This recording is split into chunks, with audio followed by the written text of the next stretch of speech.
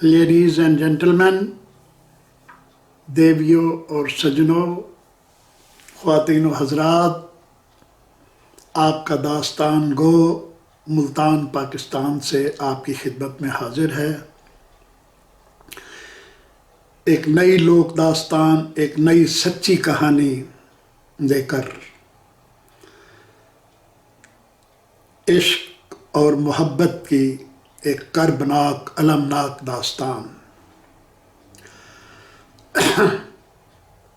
اس داستان کا تعلق کردستان سے ہے اور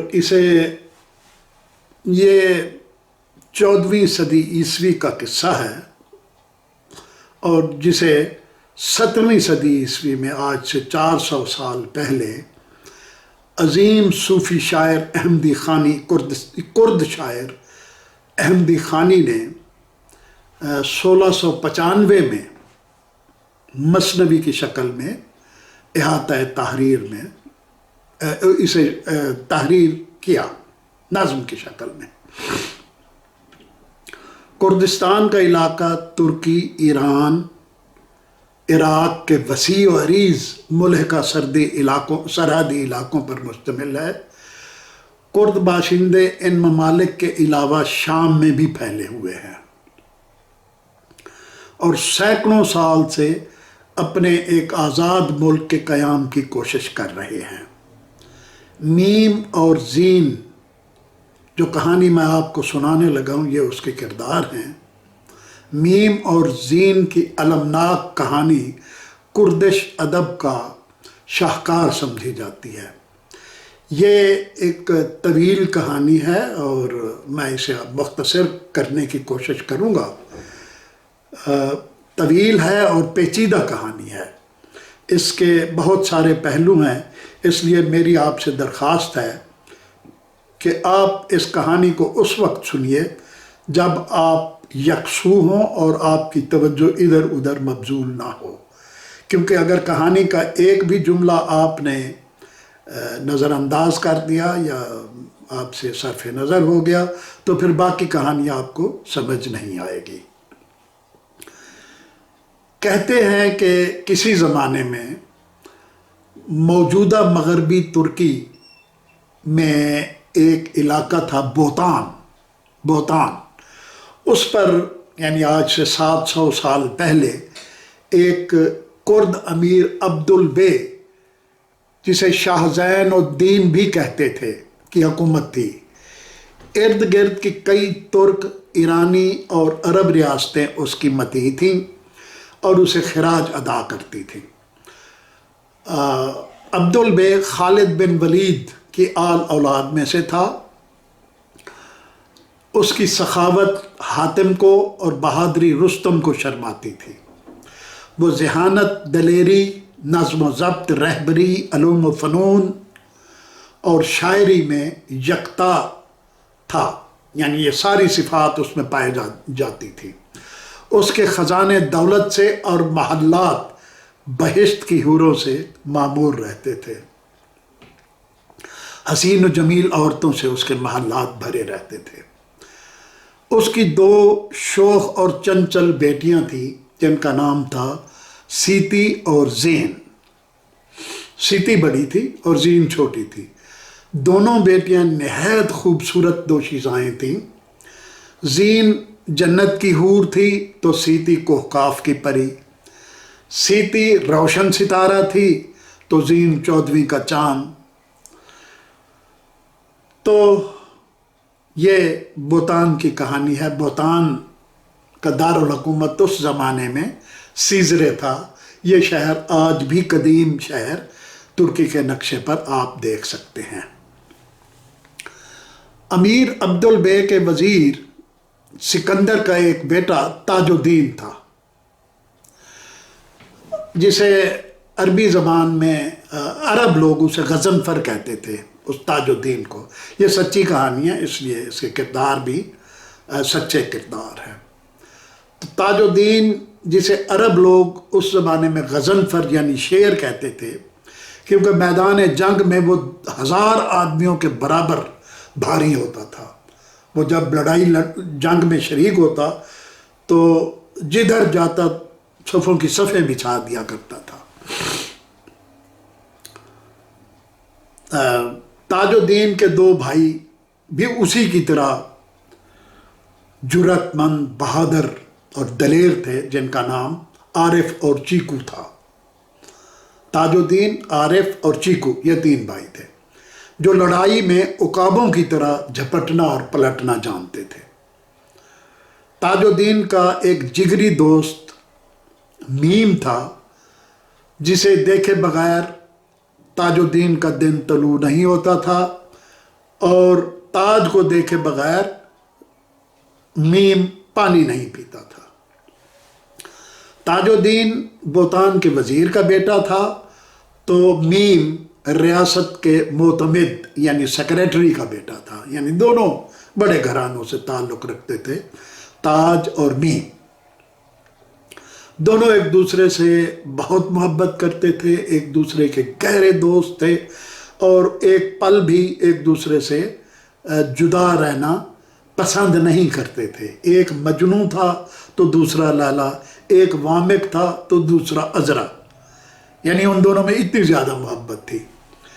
ایک سال جب نوروز کی عید آئی تو اس عید والے دن جب سارے لوگ اپنے جھونپڑوں، گھروں اور محلوں کو چھوڑ کر باغوں، سبزہ زاروں اور پہاڑوں کی طرف تفریح کے لیے چلے جاتے ہیں، تاج اور میم نے لڑکیوں کا بھیس بدلا اور خوبصورت زرتار ابرک اور بروکیڈ کے ریشمی کپڑے پہن کر ایک باغ میں شغل لگانے کے لیے چلے گئے۔ وہاں ان کی ملاقات سیتی اور زین سے ہو گئی۔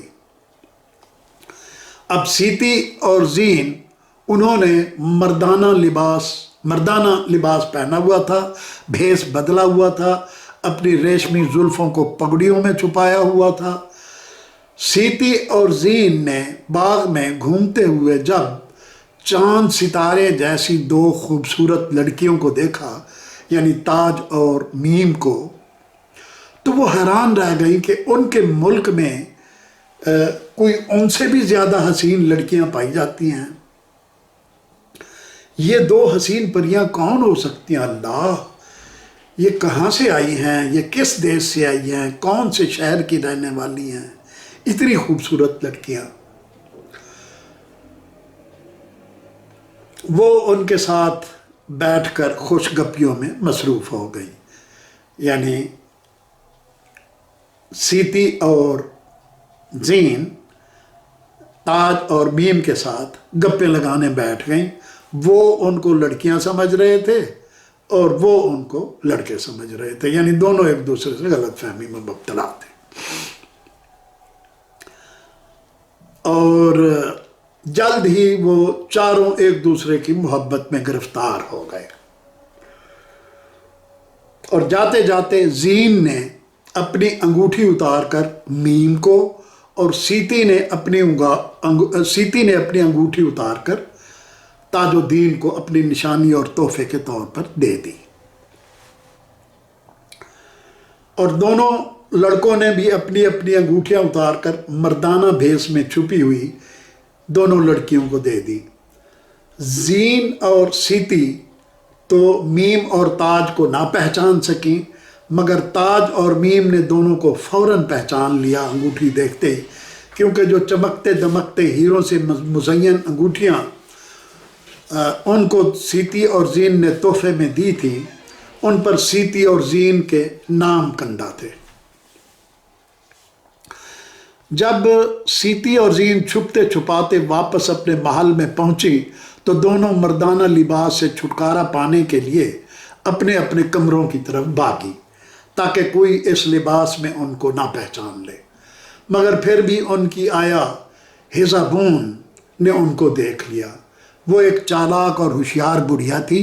جب وہ دالان میں آئیں تو بڑھیا نے ان کو پکڑ کر اپنے پاس بٹھایا اور دھمکی دے کر ان سے ساری حقیقت اگلوا لی۔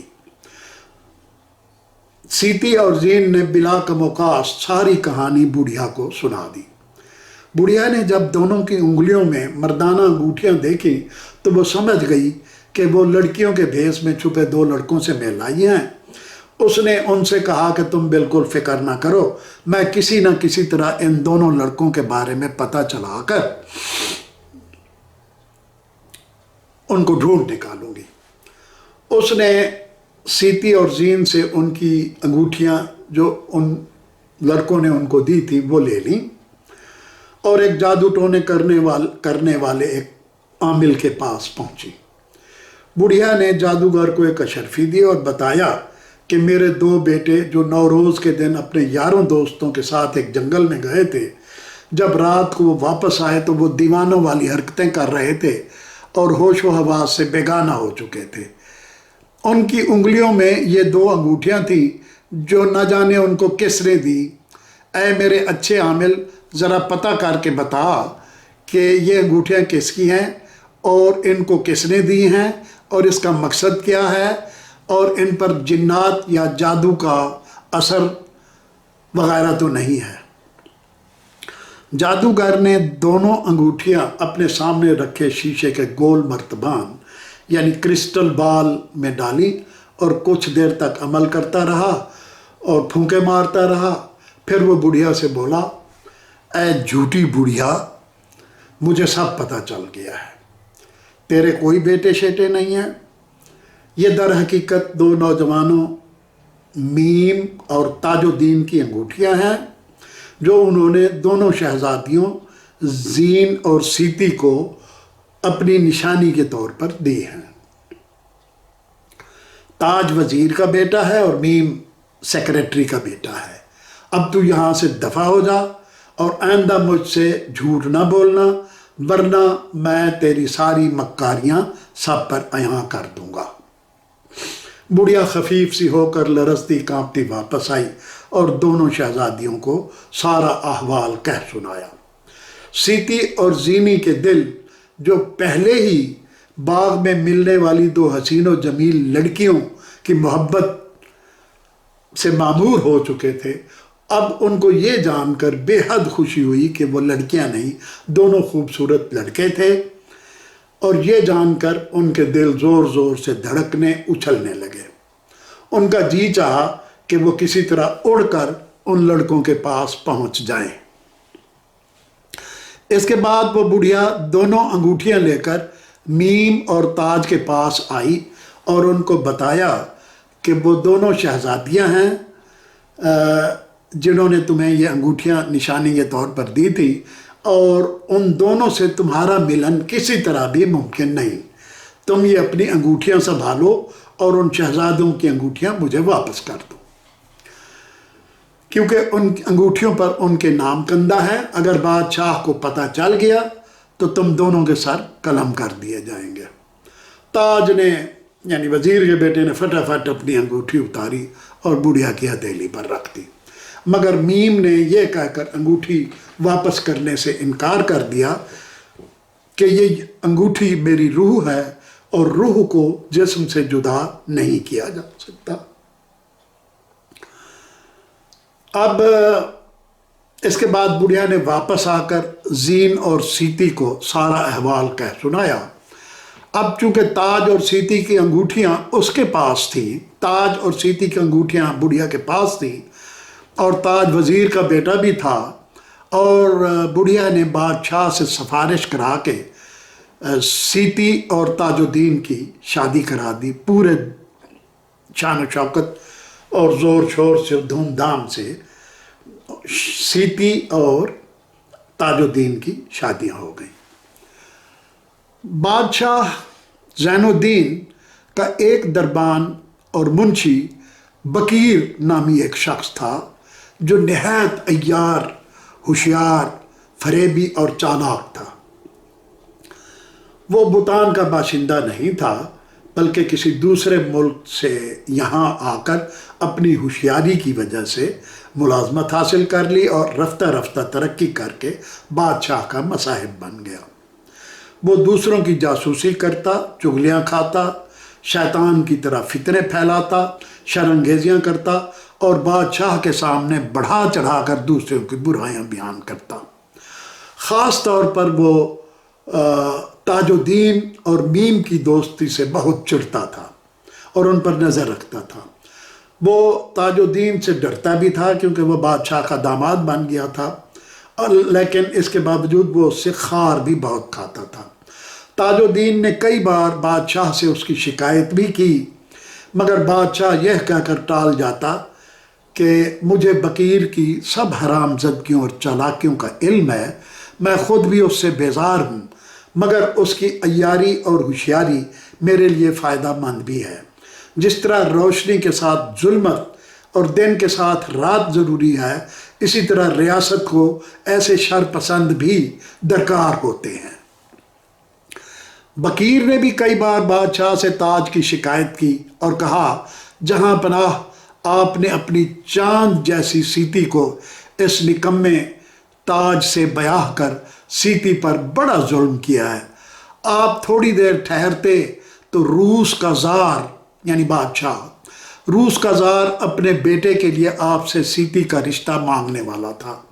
میں نے تو یہ بھی سنا تھا کہ چین کا بادشاہ فغفور، ایران کا خسرو اور ترکستان کا خاقان اور عراق کا امیر بھی ہماری سیتی میں دلچسپی لے رہے تھے۔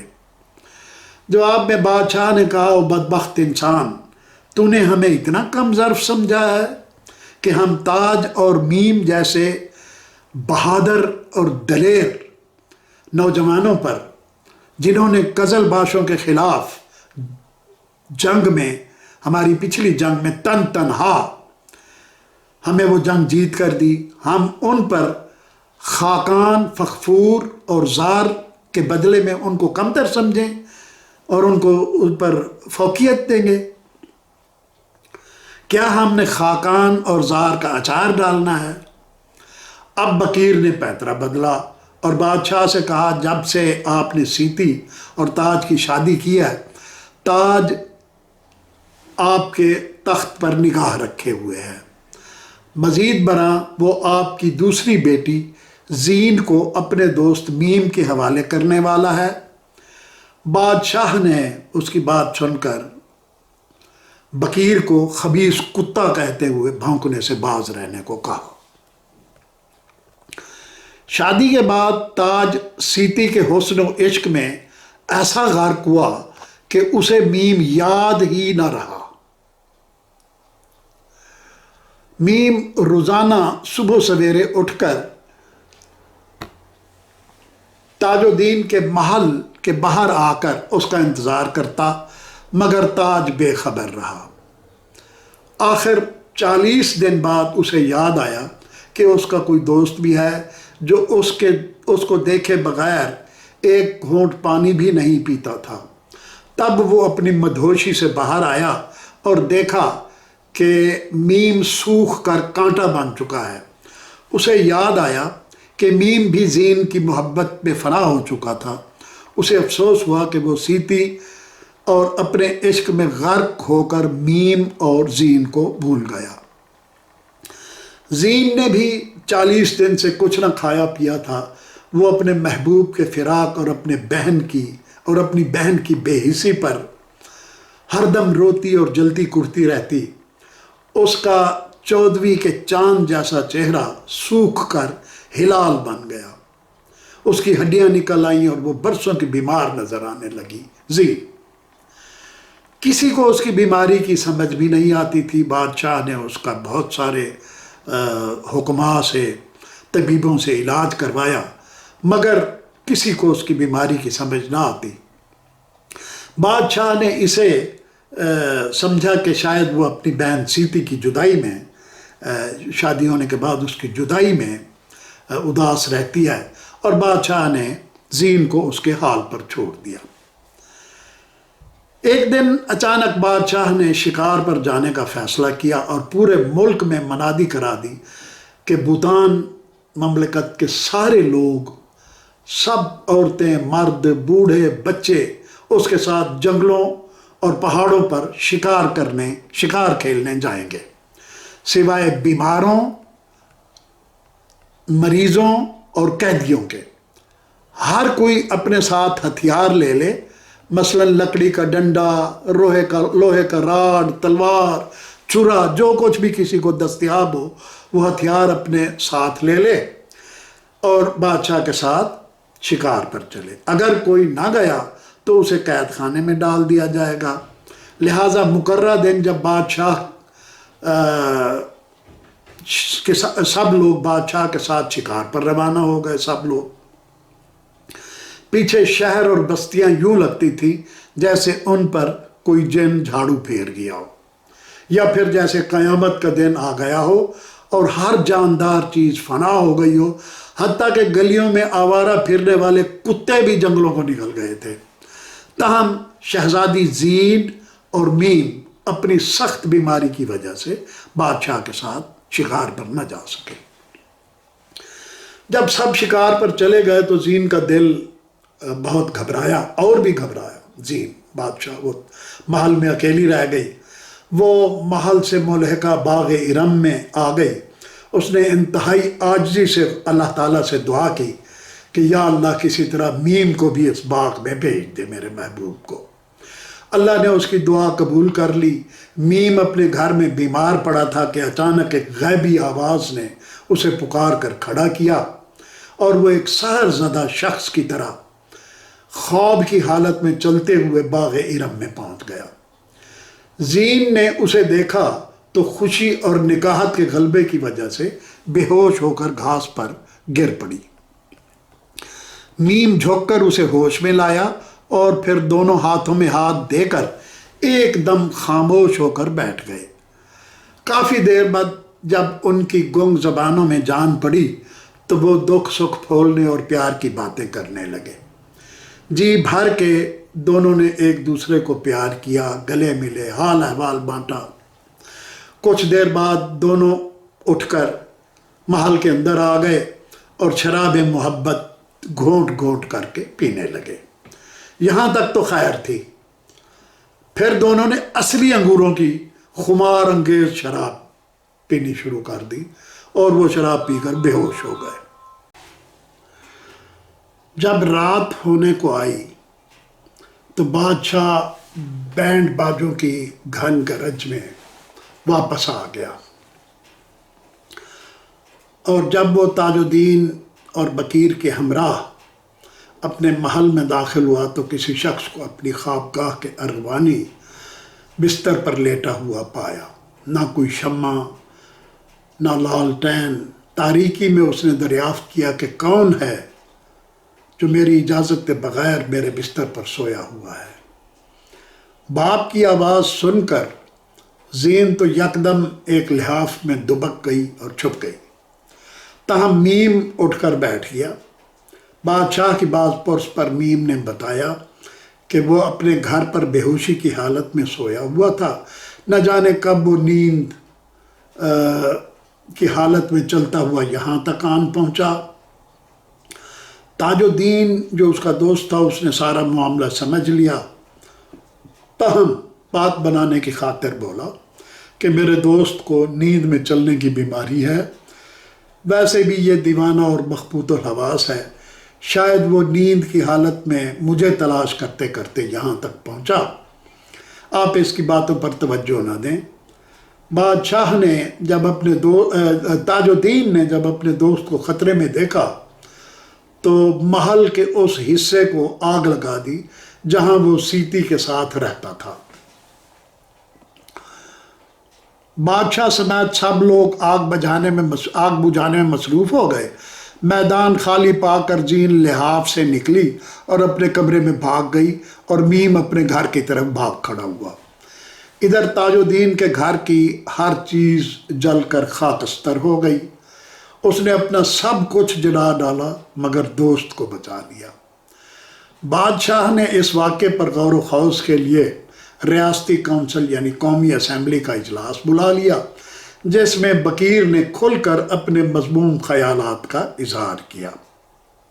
اس نے کہا کہ میں کامل یقین سے کہہ سکتا ہوں کہ یہ ساری شرارت تاج الدین کی ہے، جس نے اپنے دوست کو شہزادی زین سے تخلیے میں ملاقات کا موقع فراہم کیا اور دانستہ اپنے گھر کو آگ لگائی تاکہ ہم سب ادھر متوجہ ہوں اور میم کو بھاگنے کا موقع مل جائے۔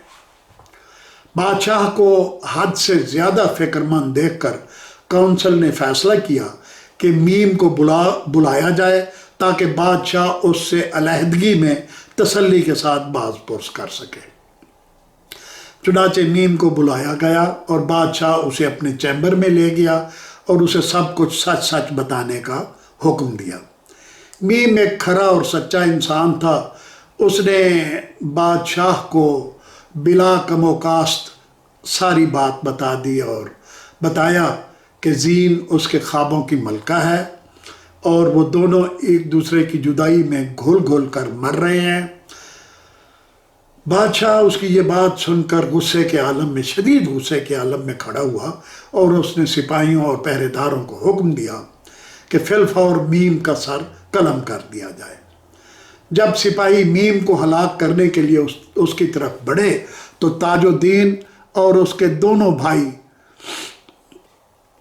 چیکو اور عارف تلواریں سونت کر سامنے آ گئے اور چلا کر بولے، خبردار کوئی آگے نہ بڑھے۔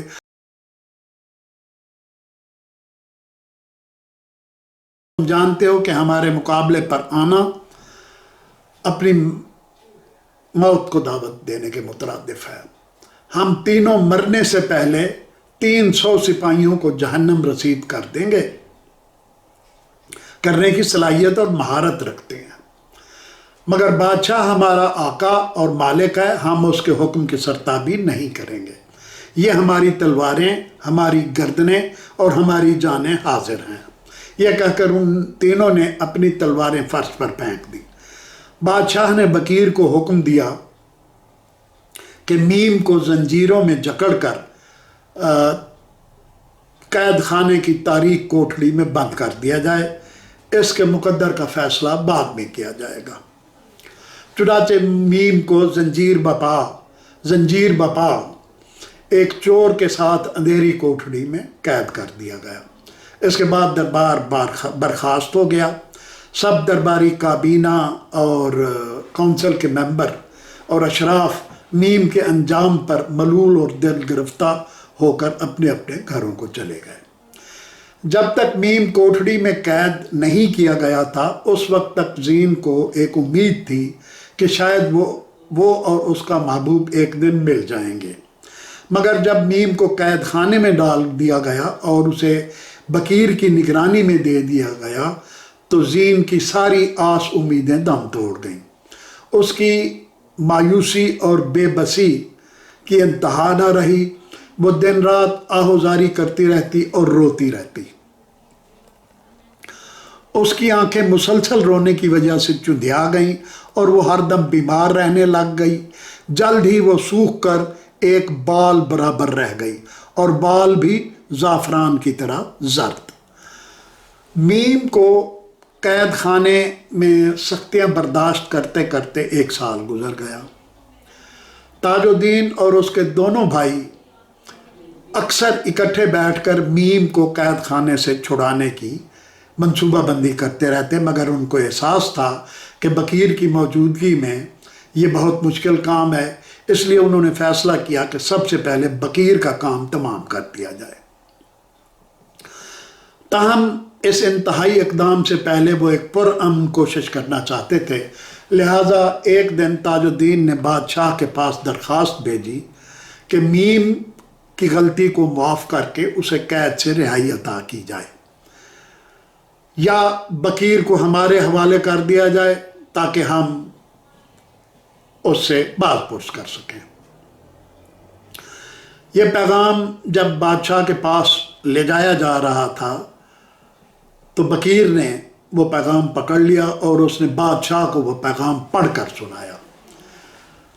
پھر اس نے نہایت مکاری سے بادشاہ کو مشورہ دیا کہ آپ تاج الدین اور اس کے بھائیوں کو پیغام بھیجیں کہ آپ نے ان کی درخواست قبول کر لیا ہے، ان کو شام کے کھانے پر بلائیں، میں چپکے سے ان کی شراب میں زہر ملا دوں گا، اس طرح آپ کو ان سے چھٹکارا مل جائے گا۔ دوسری طرف آپ زین کو بتائیں کہ آپ نے دونوں کی سچی اور وارفتہ محبت کو دیکھتے ہوئے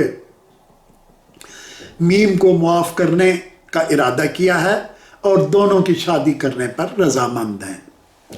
پھر آپ زین کو اس پیغام کے ساتھ قید خانے میں بھجوا دیں، میں نے میم کو پہلے ہی اتنا کمزور کر دیا ہے اور نڈھال کر دیا ہے، اور مجھے امید ہے کہ جو ہی اچانک قید خانے میں زین اپنی میم کو دیکھے گا تو اسے دیکھ کر اس کا دم نکل جائے گا اور ہمیں اس سے نجات مل جائے گی۔ چنانچہ بادشاہ زین کے پاس گیا اور اس کی نمناک آنکھوں اور غمزدہ چہرے کو دیکھ کر اس کا دل پسیج گیا۔ اس نے بیٹی کو سینے سے لگایا اور پیار سے اس کے سر پر ہاتھ پھیرتے ہوئے بولا، پیاری بیٹی، مجھے بے حد افسوس ہے کہ میں تمہاری سچی لگن اور محبت کو نہ سمجھ سکا۔ تم پر اور میم پر میں بے پناہ نادانستگی میں ظلم ڈھاتا رہا۔ خدا کے لیے مجھے معاف کر دو، میں قسم کھاتا ہوں کہ میں تمہیں میم سے ملنے کی اجازت دوں گا اور تم دونوں کی آپس میں شادی کرنے کے لیے بھی میں آمادہ ہوں۔ زین نے جب اپنے باپ سے ایسی مشفقانہ باتیں سنی تو اس کا کلیجہ پھٹ گیا اور وہ بلک بلک کر رونے لگی۔ پھر بولی، ابا جان، میری 100 جانیں آپ پر قربان، میں ایسا کوئی کام نہیں کر سکتی جو آپ کے لیے رنج اور تکلیف کا باعث بنے۔ میں آپ کی خوشی میں خوش ہوں، آپ جہاں چاہیں میری شادی کر دیں۔ لیکن بادشاہ بولا، میری خوشی اسی میں ہے کہ تم اور میم ایک ہو جاؤ۔ اب جاؤ اور اسے قید خانے سے چھڑا کر میرے پاس لے آؤ۔ ابھی بادشاہ اور زین یہ باتیں کر رہے تھے کہ ایک پہرے دار نے آ کر بادشاہ کے کان میں بتایا کہ قید خانے میں میم دم توڑ رہا ہے اور چند پل کا مہمان لگتا ہے۔ زین نے یہ سرگوشی سن لی اور بولی، مجھے لگتا ہے کہ میم کا آخری وقت آ گیا ہے۔ میں آپ سے صرف یہ استدعا کرتی ہوں کہ جب وہ مر جائے تو مجھے اس کی آخری رسوم میں شرکت کرنے اور اس کے جنازے کے ساتھ چلنے کی اجازت دی جائے، اور اگر میں مر جاؤں تو مجھے اس کے ساتھ دفن کر دیا جائے۔ اسے بادشاہ کو اپنی بیمار اور مجروح بیٹی کی وصیت سمجھیں۔ بادشاہ کا رنگ فاق ہو گیا اور دل ڈوب گیا۔ اس نے تاج الدین اور سیتی کو بلا کر کہا کہ وہ فی الفور زین کو میم کے پاس لے جائیں۔ پھر زین اٹھی، اپنے والد کے قدموں کو چھوا، اور سیتی، تاج اور اپنی بوڑھی آیا اور کئی کنیزوں کے ہمراہ قید خانے کی طرف چل دی۔ سیتی اور آیا تیز تیز قدموں سے چلتے ہوئے ان سے پہلے قید خانے میں میم کے پاس پہنچ گئے اور اسے کہا کہ کھڑے ہو جاؤ، تمہاری زین تمہیں ملنے آ رہی ہے۔ اٹھو اے مجنو، تمہاری لیلا آ گئی۔ اٹھو اے وامق، تمہاری عذرا آ گئی۔ اٹھو اے پیاسے، تمہاری آب حیات آ گئی۔ اٹھو اے پروانے، تمہاری شمع آ گئی۔ اٹھو، اپنی شمع کے ساتھ بادشاہ کے پاس چلو تاکہ تمہارا مقدر سنور جائے اور تمہارا عقد کر دیا جائے۔ میم نے آہ بھر کر درد سے کراہتے ہوئے کہا، میں تمہارے بادشاہ کے پاس نہیں جاؤں گا، میں بادشاہوں کے بادشاہ کے پاس جاؤں گا، میں فانی بادشاہ کی بجائے دائمی بادشاہ کے پاس جاؤں گا۔ یہ کہتے ہی اس کا سر ڈھلک گیا اور اس کی روح قفس انصری سے پرواز کر گئی۔ جو ہی اس کے مرنے کی خبر قید خانے سے باہر نکلی، سارا شہر زار و قطار دھاڑے مار مار کر رونے لگا۔ ہر جگہ بھگدڑ مچ گئی۔ ایک جگہ تاج الدین اور بکیر کا آمنا سامنا ہو گیا۔ انتہائی صدمے کی حالت میں تاج نے اپنی تلوار نکالی اور ایک جھٹکے میں بکیر کا سر تن سے جدا کر دیا۔ جب لوگ میم کا جنازہ لے کر قبرستان پہنچے تو انہوں نے بکیر کی لاش 2 کھمبوں کے درمیان زمین پر خاک و خون میں لتھڑی ہوئی دیکھی۔ نہ کوئی نوحہ خاں، نہ خبر گیر، نہ رونے والا، نہ دھونے والا۔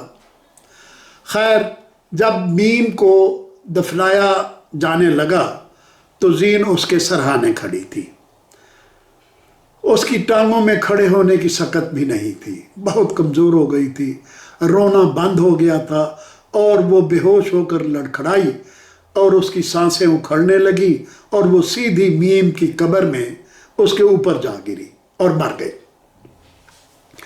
اس کی خواہش کے مطابق بادشاہ نے اسے میم کے ساتھ ایک ہی قبر میں دفن کروا دیا اور عبرت کے طور پر بکیر کو ان دونوں کی پائنتی میں دفن کیا گیا۔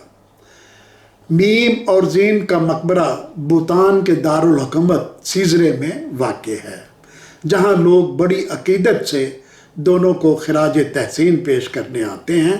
اب یہ ایک سیاحتی مقام بن گیا ہے۔